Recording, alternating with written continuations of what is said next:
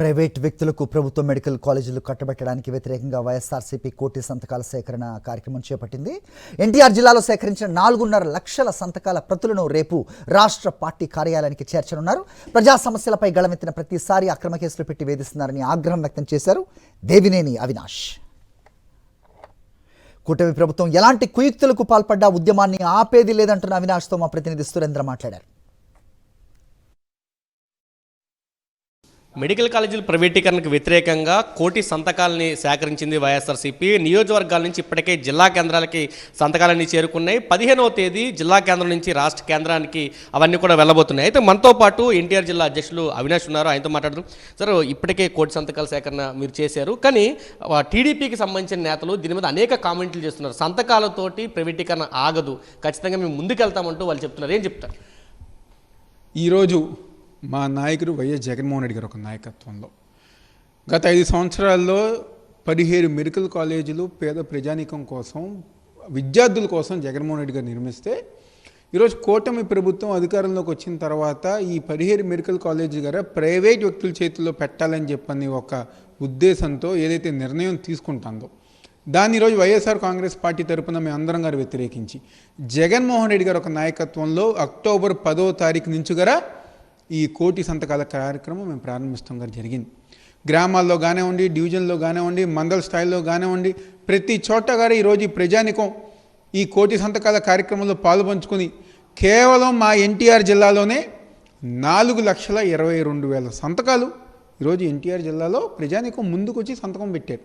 అంటే ఏ విధంగా ఇది ఒక ప్రజా ఉద్యమం, ప్రజలు ఏ విధంగా జగన్మోహన్ రెడ్డి గారు మనకు మంచి చేస్తే ఈరోజు ఈ కూటమి ప్రభుత్వం చంద్రబాబు నాయుడు, పవన్ కళ్యాణ్, లోకేష్ వీళ్ళందరూ కలిసి మనల్ని ఇబ్బంది పెడుతున్నారు, మన జీవితాలను నాశనం చేస్తున్నారని చెప్పని ఒక్క జిల్లాలోనే 4,22,000 మంది సంతకాలు పెట్టారు.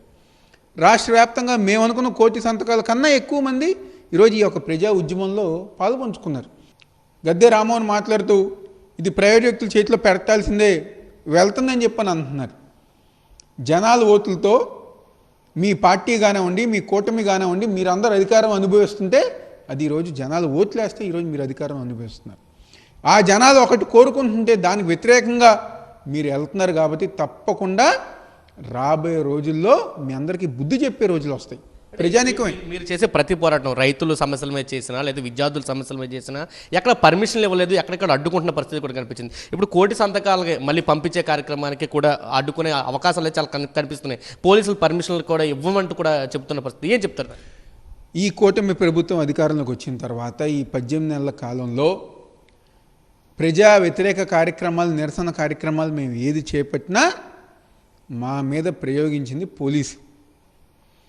పోలీసులు గారా తెలుగుదేశం పార్టీ కార్యకర్తల్లాగా మా కార్యకర్తల్ని, మా నాయకుల్ని ఇబ్బంది పెట్టి ఆ నిరసన కార్యక్రమం ఆపాలని చెప్పని చూశారు. కానీ ఒక్క కార్యక్రమం గారు అలా ఆపలేకపోయారు. ప్రజలు ఏ విధంగా మాకు మద్దతు ఇస్తున్నారు.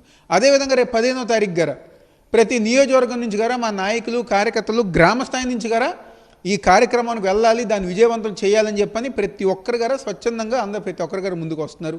18వ తారీఖున గారా గవర్నర్ గారికి ఏదైతే జగన్మోహన్ రెడ్డి గారి నాయకత్వంలో ఇస్తారో ఆ కార్యక్రమాన్ని గారా మా పార్టీ తరఫున ప్రజలందరూ, నాయకులు, కార్యకర్తలు ప్రతి ఒక్కరి గారు పాల్గొని జగన్మోహన్ రెడ్డి గారి వెనకమాల గవర్నర్ ఆఫీస్ దగ్గర గారు వెళ్ళి ఈ కోటి సంతకాల పత్రాలన్నీ గారా, కాగితాలన్నీ గారా గవర్నర్ గారికి అందజేసే కార్యక్రమం గారు విజయవంతం చేసుకుంటూ ముందుకెళ్తుంది. మెడికల్ కాలేజీలను పీపీపీకి ఇవ్వడానికి వ్యతిరేకంగా జరిగే పోరాటంలో ప్రభుత్వం వెనక్కి తగ్గకపోతే కనుక ఖచ్చితంగా పోరాటాన్ని మరింత తీవ్రతరం చేస్తామంటూ అవినాష్ అయితే చెప్తున్న పరిస్థితి అయితే కనిపిస్తుంది. కెమెరా పర్సన్ శివప్రసాద్తో కలిసి సురేంద్ర, సాక్షి టీవీ, విజయవాడ నుంచి.